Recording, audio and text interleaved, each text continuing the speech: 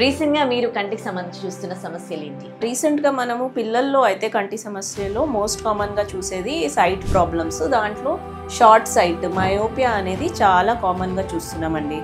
So ఈ myopia అనేది పిల్లల్లో ఈ కాలంలో ఎందుకు ఎక్కువగా కనిపిస్తుంది అంటే, first because it is a life style disorder.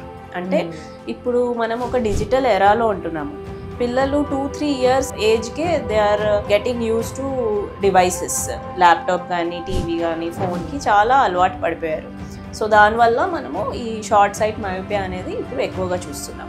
అంటే పిల్లల్లో వచ్చేదే మయోపియానా, లేకపోతే ఎవరిలోనైనా వస్తుందా మయోపియా?